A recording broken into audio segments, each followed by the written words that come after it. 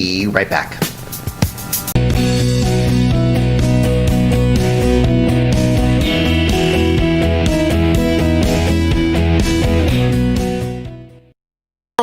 Wake up every morning with just the news. All the news and none of the noise.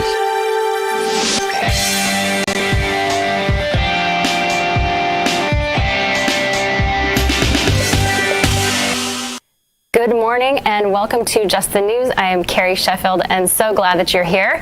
Well, Election Day has come and gone and we are going to break down everything that we know so far. First, let's put up the state of play from the president's perspective. He tweeted it out. Let's put up his tweet. He says, "We are up big, but they are trying to steal the election. We will never let them do it. Votes cannot be cast after the polls are closed." And you can see that Twitter put a censorship there, a disclaimer, and they said the tweet cannot be shared or replied or the link is not able to be cut and pasted. So Twitter making its mark and saying that the president is not allowed to put his voice out there about how the election is going so far. And some folks in the media are trying to say that the president has been claiming that he won and that he has no basis for what he's saying. But our legal experts are saying, according to Article 1, Section 4 of the Constitution, that you cannot alter the rules of when you count votes unless it's the legislature that's doing it. And in many cases, we're having the legislatures who are not doing it. Other parties are doing it, and therein lies the challenge. Now, what is Biden's response? Let's take a look to that. He says, "We feel good about where we are. We believe we are on track to win this election."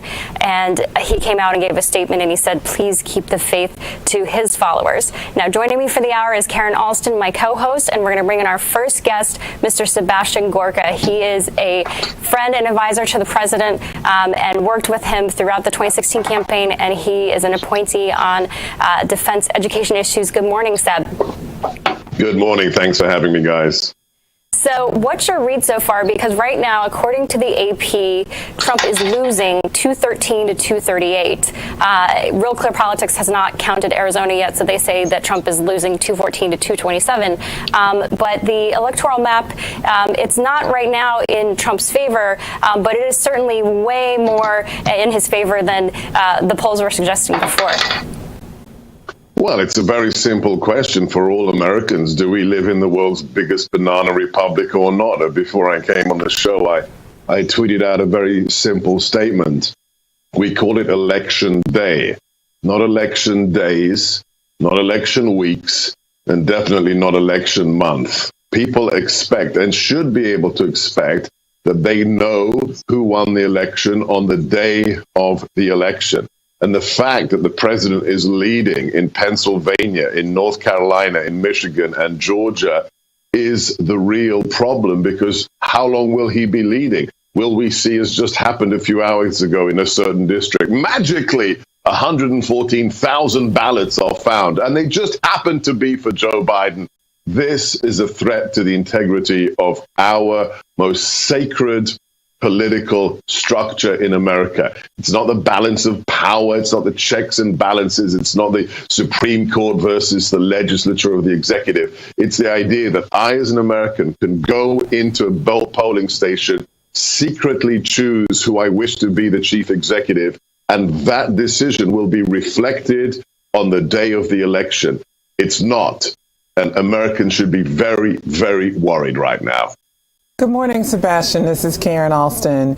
And I have a question about the polls. So for weeks, Democrats have been touting Joe Biden's lead in the polls, that it was double digits in some states. How could the pollsters have gotten this so wrong? Well, number one, there's the technical aspect.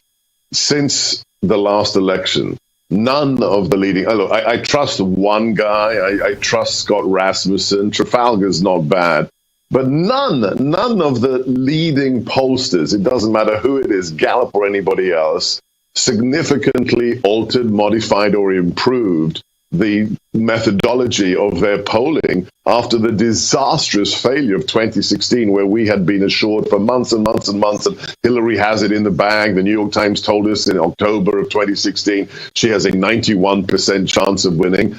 There was no self-reflection. There's no correction. On top of that, I think it's pretty clear that there's evidence that these aren't political polls. These are suppression polls. These are ways to intimidate or get conservative voters to think that the president is losing before one ballot has even been cast. You're right. What have we been told for months now? Oh, it's going to be a sweep for Biden. And by 10 o'clock, it's over for the president. It's going to be such a tsunami for the Democrats that everything is going to be turned blue, and Biden will be able to come out at 10 p.m.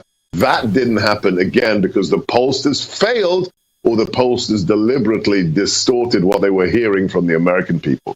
Seb, do you think that the pollsters in particular, do you think it has more to do with Trump and what an unprecedented person that he is? Because in 2018, the polls were a lot more accurate compared to 2016 and 2020. But in 2018, Trump was actually not running. Do you think that there is just this, in particular, they can't pin him down?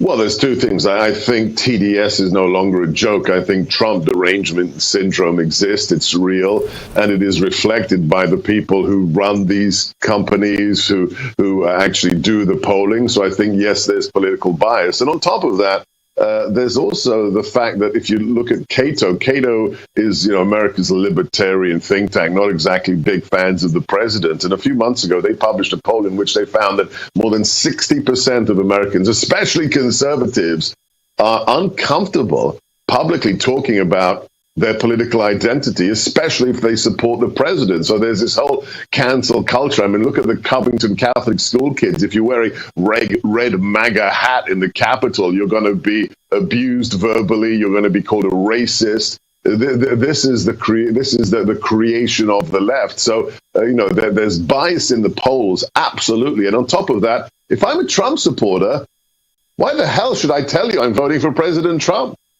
So, Seb, last question while we have you. And again, we appreciate you waking up this morning with us. In terms of the path forward, what is your estimate? Do you think the president is going to win? And what do you think the count's going to be? It's down to one thing and one thing only. The GOP, the campaign, the president's attorneys have to deploy now. They have to make sure that no more magic ballots for Biden appear in the 4 states that the president is currently leading in. If the president maintains that lead, if we count the votes as quickly as possible, if he maintains that lead, he is re-elected. But it is not election week, it's not election month, it's election day. So check out my website, sebgorka.com, and thank you for having me on your show. Thank you, Sebastian Gorka. We appreciate it. Stay with us. We've got Art Laffer, the economist, joining us next.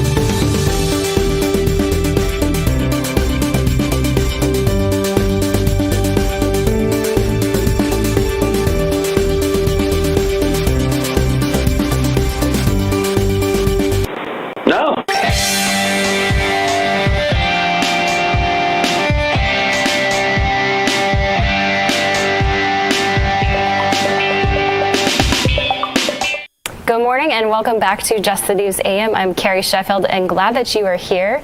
Now let's move to the state of the race. I want to put up a map here of where things currently stand with the electoral race. Let's put this up on screen. Where do things currently stand?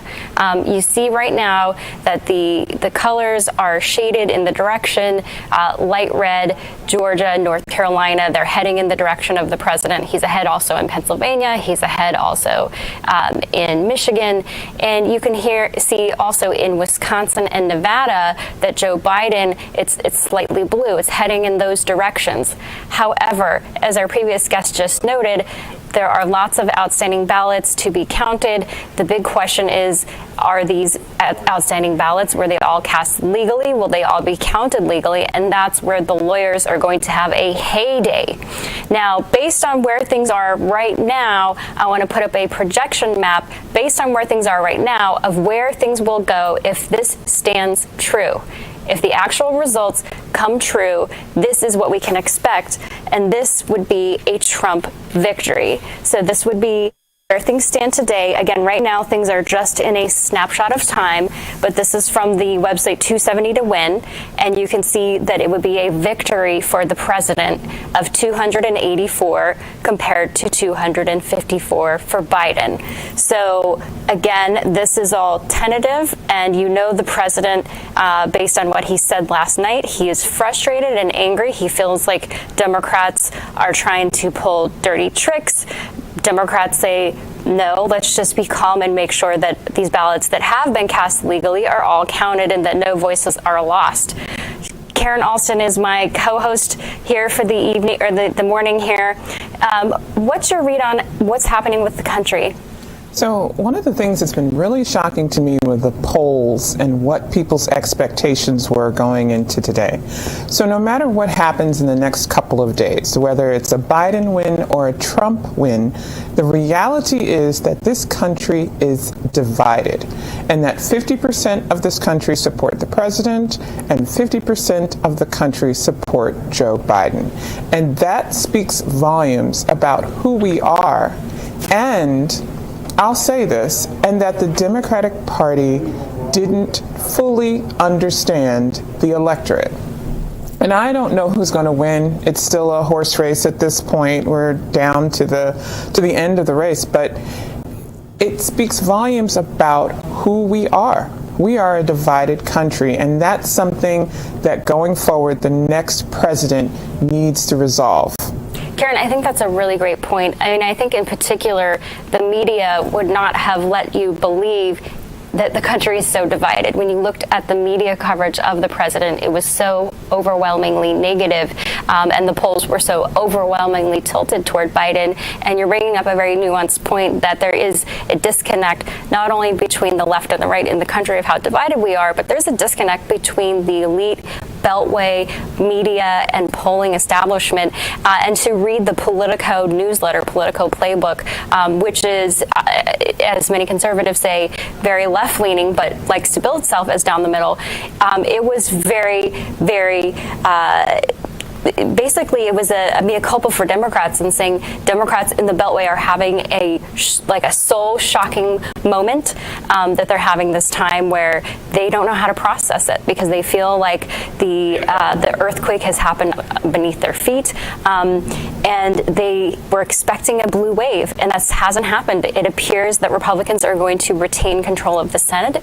They actually flipped 2 House seats down in Florida. We'll get more into the congressional race later with our congressional correspondent, Nick Ballasy. But in the meantime, I also want to play some clips here just to hear directly from the candidates. First, let's go to Joe Biden and what his take on the path forward for him. We believe one of the nets has suggested we've already won Arizona, but we're confident about Arizona. That's a turnaround. We also just called it from Minnesota. And we're still in the game in Georgia, although that's not one we expected. And we're feeling real good about Wisconsin and Michigan. And by the way, it's going to take time to count the votes. We're going to win Pennsylvania. Yes. I've been talking to folks in Philly, Allegheny Allegheny County, Scranton, and they're really encouraged by the turnout and what they see. And there you have the president saying in Pennsylvania that he expects to win, even though right now, currently, the president is ahead in Pennsylvania. I want to bring in Dr. Art Laffer. He's a renowned economist, and he's advised the president on economic issues. Good morning, Dr. Laffer. Good morning. How are you this morning? Doing well. Thank you for joining us. So, Dr. Laffer, what are the markets saying? How is the economy responding to the state of uncertainty right now? Well, I think the markets coming into this election showed a very sharp resilience. They popped up the 3 days before the election, I think, as harbingers of what was going to happen. And, you know, from the standpoint of economics, I think everyone agrees that Trump has done a great job on the economy. And, you know, that's what the markets really care about. The markets are forward-looking, not backward-looking, and they anticipate if Trump wins and the Republicans hold the Senate, that the economy will get very much better very fast. Yeah, that seems to be from my friends and family members who are Trump supporters, the number one issue why they support the president is the economy. They're looking at their 401ks, they're looking at their stock portfolios, and they're excited. I do have a question. Are you concerned at all about a recession in the first quarter of 2021? Not right now, I'm not. No. I mean, I don't see any sign of a recession. I mean, we're coming out of the lowest depths you could possibly get with the pandemic, and the recovery has been very V-shaped. We have not fully come back to where we were, and I expect in the next couple of quarters that we come back to where we were before. Once the vaccinations are in place and once the coronavirus is really pushed way to the side, I don't expect anything different from the economy than what was happening before it hit. And Dr. Laffer, when we're looking at the expectations of Q4, the rest of Q4 and Q1, how do you think the markets will respond if it is a Biden victory? Well, I think Biden, but let me just say this, if I may, I think Biden's a fine person, and as far as the Democrats go, I think he's the best nominee they could have had, and I think Kamala Harris is also really an excellent choice for the Democrats to have as a vice presidential candidate. She just did a fine job in California and all that, but they are not nearly as good on the economy as is Trump. Trump is much, much better, and I would expect if Biden and Kamala Harris do ultimately win, with the House being Democratic, I think that will be negative for the markets and that you'll get less appreciation in the stock market. I mean, I think the markets will be off quite substantially if they are confirmed as the president and vice president. So one other question I have for you, and that's unemployment. The unemployment numbers have been going down ever since we had the high when coronavirus hit. Do you see that trend continuing if the president wins re-election? Yeah, I sure do. I mean, these people don't want to be unemployed. The only reason they're unemployed in some of these lockdown states is they're not allowed to get a job. And once those lockdowns disappear, they're going right back to work as fast as they can. So I would expect the unemployment rate to continue to decline quite sharply over the next 2 quarters and bring us back almost to where we were before the pandemic hit. The only reason these people are unemployed is not because of bad economics or anything. It's because of the pandemic and the governor's choices to lock down their states. And once they're allowed to get a job, once they're allowed to go back to work, all right, they will go Dr. back Laffer, to work. we got to take a commercial break. We'd love for you to stay with us for one more segment.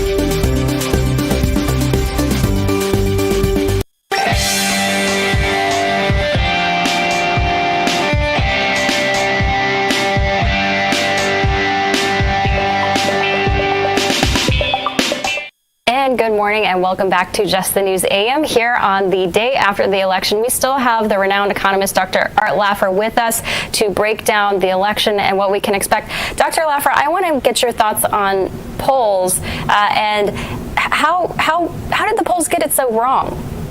Well, polls are always a question of time. And, you say, what would you do if you got $1 million? Oh, well, I'd do this, that, and the other things. Okay, here's $1 million. Whoop. Then you do something totally different. But polls are all hypothetical. Elections are real. So when you get in that booth, you pull the curtain, then you make what you really believe, not what you believe you want to tell the pollster. And that's why polls, I don't take them seriously ever. And I take the economy seriously, though. So, Dr. Laffer, I do have one question for you about one sector of our economy. And I live in Washington, D.C., where tourism is a huge part of the business of the District of Columbia. So I am concerned about travel and hospitality and how soon you believe the travel and hospitality industry will come back. I think it's going to take a long time to come back fully. I'm on the board of a hotel servicing company that we've had the pandemic hit very, very heavily in hotel rooms and obviously in airlines and in all sorts of places where people gather together closely and temporally. And so therefore the fear of the pandemic is very, very high in the tourism industry. And just take cruise lines. Who wants to be on a cruise line today? No one. It will take a while to develop that confidence back. And if it's a year, I would not be surprised. And in terms of the recovery, do you think it will take a vaccine to basically have a universal reopening? Well, to have a universal return to full employment and the full economy, yes. It will take something where the pandemic fear is abated and pushed way off to the side. Flying on planes, riding in elevators in New York City up to the 83rd floor with 24 other people in the elevator coughing and wheezing, and that'll take a while to get used to. It will take something like a vaccine or a clear treatment to bring us back to full normality. But we'll be coming back slowly but surely in all of these areas, including tourism. That will all come back, and some of the industries are back bigger than they've ever been. Like the digital world and like the medical world. We've advanced medicine maybe 10 years because of the coronavirus. The digital world, because of working from home and stuff, it's really been accelerated. It's amazing how much advance we've had. Sure, in telemedicine and just the way that we administer it. What about the economics of people who have been more on the lower end of the economic ladder, specifically Latino and African Americans? They were hardest hit by the coronavirus. And what we noticed is that it's been very interesting to see how many of them, despite what the media has been saying about the president, that he's a racist, that he's xenophobic, etc., a lot of them were breaking for the president, especially in Miami, for example. Cuban Americans, Latinos, they carried the state for the president, but a lot of them have been hit really hard by the pandemic. Do you think they separate, blaming the president from what's happened, and how is their economic state of affairs? Yeah, well, the situation for the lowest and the poor, the minorities, the disenfranchised, is they basically have on the site jobs. They don't have jobs that can be done. A waiter can't do that. Zoom. And all these people have it, and it has disproportionately hit the poor, the minorities, the disenfranchised, especially in states where they lock down. Now, if you take Florida with DeSantis, he did not lock down, and so therefore the damage done to the poor and the minorities and the disadvantaged is much less there than, let's say, in New York City or in New Jersey or Connecticut or Rhode Island or Washington, D.C., where the lockdown was complete. So, how states ran their policies really determined how much discrimination against the lowest groups in the economic echelon happened. And unfortunately, those are states that, like New York and New Jersey and Connecticut, they really appear almost to not give a damn about the poor. So I have one question for you about unemployment numbers. African American community was very ecstatic to see such low unemployment numbers for African Americans. Do you think we'll hit those lows again, and how long do you think it'll take for us to get back? Well, if you tell me who wins the presidency, I can tell you the answer. If Trump wins, I think we'll hit those numbers again. I think Trump's economic plans are so much better than Biden's and Harris's that I do think we'll hit those numbers again. And, Benjamin Hooks, who was head of the NAACP for very long, said, and put it in a little unpleasantly but correctly, blacks are hired last and fired first. And only if there's a really strong economy will there be major improvements in the incomes of black Americans. And I think Benjamin Hooks was correct. There's nothing to help income inequality better than economic growth and prosperity. And I think that's the one thing that Trump will bring us back to fairly quickly. So if I were involved in the poor, the minorities, the disenfranchised, I would very definitely want Trump to be my president. And now, who do you think is going to win? What do you think the outcome's going to be? Oh, I have no idea. I'm 80 years old. I just have no idea. I've watched so many of these things, and I find it fascinating. I feel like sort of a cat watching a little fish in a fishbowl, but I have no idea what's going to happen. Do you think you have an idea of when? It doesn't when? usually stop me from answering your question being ignorant, but this time I'm going to duck. Smart response, very smart response. I think the next few days, a lot of people will be trying to figure out how long it's going to take. But if there's a state that it's going to come down to, could you give us which state do you think will decide the election? Well, I thought it was going to be Tennessee, my home state, but, we went only 74% for Trump or something like that. No, I don't know which states it will be. And I don't know if a state is the really issue here. But it'll be what it is. And I'm just going to watch it with fascination. And I'm not terrified, by the way. I am not terrified of a Biden, Kamala Harris presidency, vice presidency. I think Trump's a lot better than they are. However, they're fun people, and I think they'll do their very best to do a good job. And what about the, again, I don't want you to prognosticate, but just you've worked for Democrats, you've worked for Republicans, and you've been alive for a long time. The country seems very divided, but how does it compare to the 1960s when things were very culturally divided back then too? Do you think things are worse now? And what's the path forward? Yeah, let me, if I can, I could do that fairly well for you, because I was in the Nixon White House in 1970. I was George Shultz's right-hand person, and as you know, I was involved in there with Nixon throughout the whole thing. And let me tell you, it was really divided back then. Mm-hmm. I mean, it was divided. There was a burn down of Chicago, of the cities. It was just terrible. I don't think it's any worse today than it was back then. My view of the world. I got my PhD at Stanford, and I watched what happened at Berkeley campus with Bettina Optecker and Mario Savio and the riots there. When I taught at the University of Chicago, they had the administration building was occupied by the radical left students there for, I think, 2 weeks. So, what you're looking at now is par for the course. It's bad, and it's really bad, but it's not that much worse than historical times. It really isn't. It's just the nature of American politics, and the stories take it back even centuries of very vicious political. I think wasn't it Aaron Burr who killed Hamilton or something. I mean, they Right. took it seriously enough to shoot each other. All right, Dr. Laffer, we appreciate that historical perspective and giving us the voice of reason this morning. Thank you very much. My pleasure. Thank you. Stay with us. We're going to break down the battleground states next.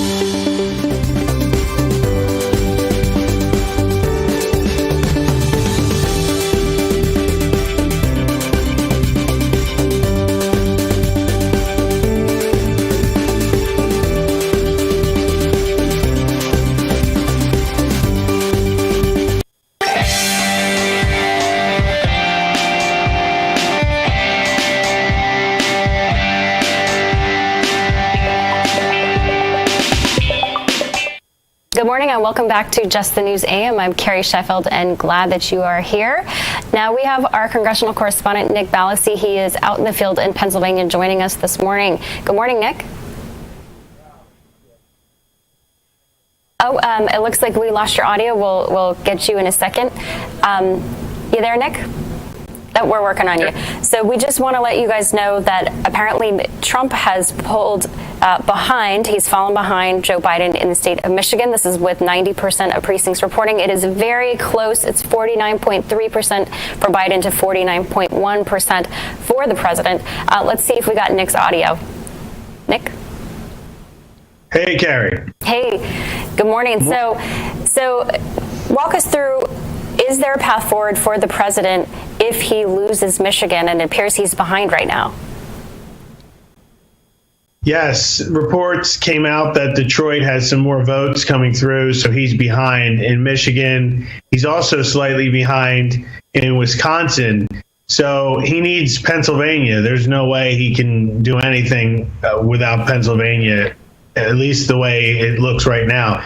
Of course, he could pull out a thin victory in Michigan at the last minute, but it looks like a lot of results are coming in from the city, and it may not go his way. There's also talk of a 269-269 tie, the nightmare scenario in the Electoral College, but Maine is still counting votes.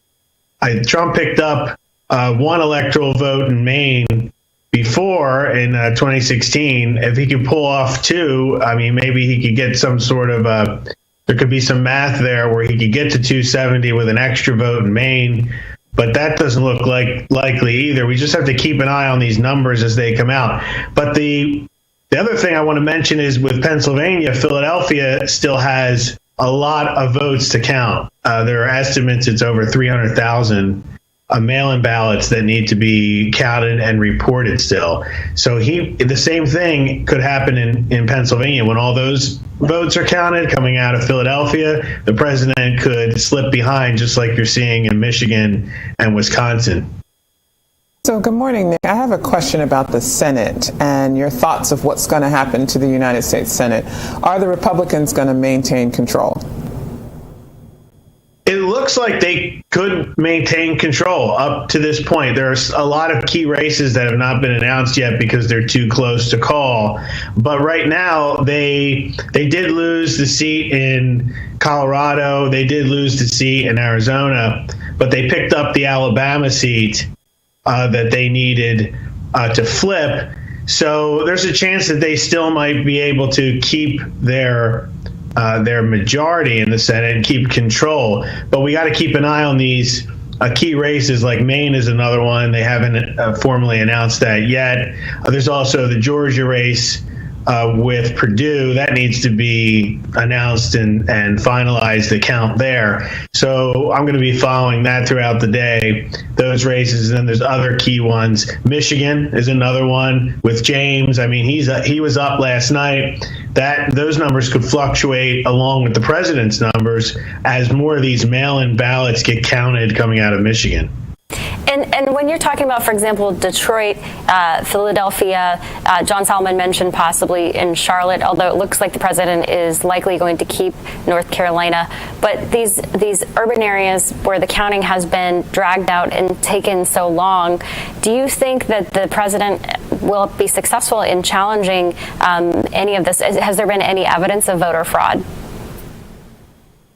I haven't seen any concrete evidence of fraud or reports of it. I did see a few videos uploaded to social media. I don't know if all the sources are trusted sources, but there were some videos on the street of some certified poll watchers for the Republicans that weren't able to get into some areas of Philadelphia. We might see some of that come out, but I think it probably would have come out yesterday.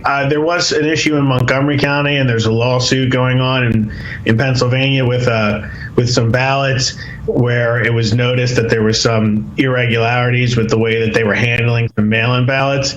So we might see some more issues like that come up as the margins get closer and closer in these key states, Michigan, Wisconsin, and Pennsylvania.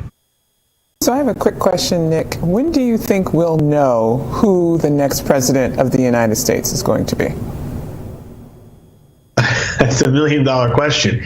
I think probably by Friday we'll have a better idea of where things are heading, because Pennsylvania could take a while to count. I'm seeing reports from local officials that if Philadelphia doesn't officially release their count by Thursday or Friday, we're just not going to know what happened with Pennsylvania. And that's the key here, because even if Biden wins Michigan and he wins with Wisconsin, the president, if he wins Pennsylvania, he might have a case to do some sort of challenge, because that would put the Electoral College so close. And I should also mention, we can't emphasize enough how big the win in Arizona was for Biden. Because if Trump kept Arizona and he was able to hold on to Pennsylvania when all these votes are counted by Friday or early next week, he'd be president of the United States. Arizona was a huge loss for the Trump campaign. And I think maybe Cindy McCain's endorsement and the Republicans, moderate Republicans who were upset by his criticism of McCain over the years, helped put Biden over the top. Who knows? But he was able to pull that victory out. That was huge. Well, thanks, Nick Ballasy. We appreciate it. Thank you. Thank you.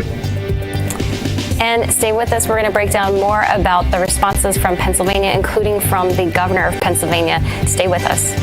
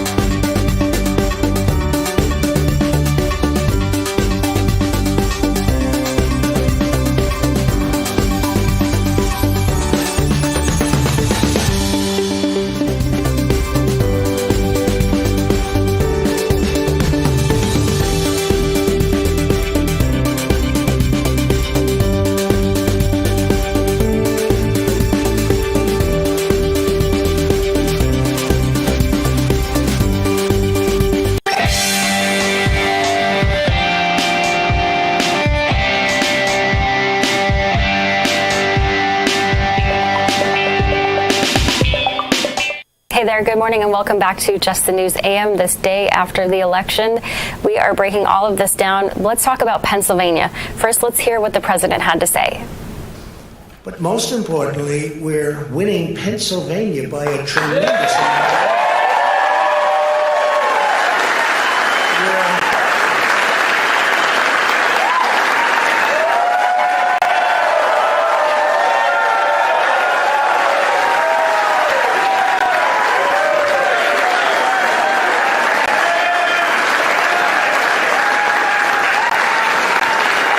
We're up 600. Think of this. We're up 690,000 votes in Pennsylvania. 600. These aren't even close. It's not like, it's close. With 64% of the vote in, it's going to be almost impossible to catch. And we're coming into good Pennsylvania areas where they happen to like your president. And in response to that, the governor of Pennsylvania, Tom Wolf, had this to say. Let's put it up. He says, let's be clear, this is a partisan attack on Pennsylvania's elections, our votes, and democracy. Our counties are working tirelessly to process votes as quickly and as accurately as possible. Pennsylvania will have a fair election and we will count every vote. He also went on to say in another tweet that we still have over 1 million mail ballots to count in Pennsylvania. I promised Pennsylvanians that we would count every vote, and that's what we're going to do. Now, for a quick update from what we have based on data from the Associated Press, approximately 76% of the votes have been cast or counted in Pennsylvania, and the president is leading still by about 600,000 votes, just under that. But again, as Nick, our correspondent, mentioned, a lot of these outstanding ballots are from urban areas like Philadelphia that tend to break for Joe Biden, the Democrat. So you're from Pennsylvania. Born and raised. Yes. You're the expert here. What's going on? Who do you think is going to pull out? So it's my dad and a few male members of my family are my focus groups. And my dad is born and raised in Philadelphia. He's never left. He's still there. He's 72 years old. If he's watching this morning, hey, Dad. And my dad voted for Donald Trump. He voted for Trump in 2016. He voted again for Donald Trump in 2020. The majority of Philadelphia will go for Joe Biden, but the Philadelphia suburbs is going to be crucial to this election. Philadelphia and Pittsburgh will probably vote for Joe Biden, but as I tell everyone, when you drive through Pennsylvania and once you leave the Philadelphia suburbs and head towards Pittsburgh, it's a very different state. And the Democrats were shocked in 2016 when Trump won Pennsylvania, and I don't know if they've done anything to change that on their outreach to Pennsylvanians. And so my dad was very clear on why he voted for Donald Trump, and his reasons were very simple, and it was jobs. And he saw people working in the state of Pennsylvania again, and that was his reason for voting for Donald Trump. Right. It's been very interesting to see the growth among black men in particular and their support for President Trump. I also want to talk about Latinos and put up a tweet from Alexandria Ocasio-Cortez, the congresswoman from the state of New York, about Latinos. And she said this in looking at, in Florida, for example, in Miami-Dade County, Latinos carried the day for the president. And she said, in response to a Yahoo story here about the underperformance by Joe Biden among Latinos, she says, I won't comment much on tonight's results as they are evolving and ongoing, but I will say we've been sounding the alarm about Dem vulnerabilities with Latinos for a long, long time. There is a strategy and a path, but the necessary effort simply hasn't been put in. What's your read on that? Because you work in this area in terms, you run the Spectrum Circle, which is a diverse group of women from all races and backgrounds. What's your read from your Latino friends? I fully agree with her. There's the Democratic Party. If I could sit down with Tom Perez, I would have a conversation about outreach to people of color in this country. And they didn't feel included, and they didn't feel included in a process. Especially men. And so this idea that African American and Latino communities are a monolith is false. And so you have to appeal to different segments of our communities very strategically. And one thing that the president has done well is he has marketed a few key points, and those points resonated with all Americans. And the number one was jobs and economic prosperity. And so I think one of the challenges that a lot of professionals who get paid a lot of money to tell people which way they're going to vote don't drill down into these communities to truly understand what motivates them, what their hopes are, and what their vision of the American dream is. And so if you talk to any Latino families, any African American families, financial prosperity and access to good jobs is key to everyone. And what's interesting, you said that they're not monoliths, these communities, whereas Joe Biden himself said that black voters are a monolith. He said, in contrast to the Latino community, he said that African Americans basically all think the same and are monolithic in their culture, whereas Latinos, he said, are more multicultural. And you do see more of a fracturing in terms of, you know, Latinos, a lot of them are more recent immigrants from other countries, and so you might have cultural differences from Puerto Ricans or Mexicans and Cubans and Dominicans, but to lump them all together, and also other statements he made about black men and how you're not actually black if you don't support the president. It seemed that from polling a lot of, especially black men, that didn't sit well with them, and we'll see how this shapes the race. If it you know, it's still very tight right now. Obviously, we'll keep you posted on all of this, and we are going to be right back here on Just the News AM.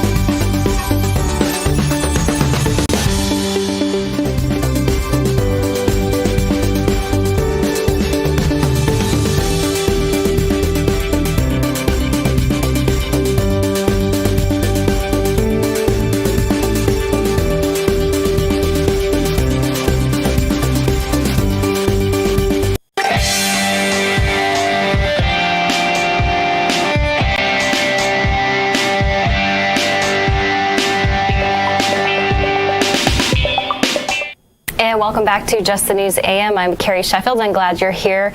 Well, the race is still in flux.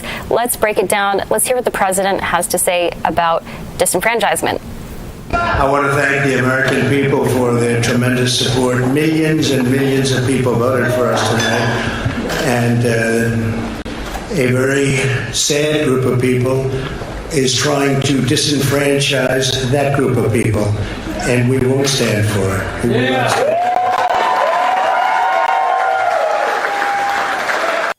Now, you see the president's talking about disenfranchisement. And Karen, I want to ask you, because the president is not going down without a fight. He is currently losing in the count. However, he has some key states that would be booing him up. If it comes down to this is slugged out in the courts and maybe the Supreme Court rules in his favor, we've seen that Republicans so far to date, approximately, according to one estimate, 75% of court rulings have favored Republicans. What is the path forward for the country in terms of how to unify? If it goes to the court rules in favor of Trump, or if Biden ends up winning, what's the path forward for unity? That's a very tough question, and I'm hoping both campaigns are thinking about that today, because half the country is going to be disappointed on the outcome of the election. So one of the things we need to do is tone down the rhetoric and begin to talk to each other. We've been yelling at each other for the past 4 years, and we're not talking and listening. Both parties really need to spend time talking to Americans. All right, Karen Alston, thank you so much. We appreciate it as always. Stay tuned. War Room is next.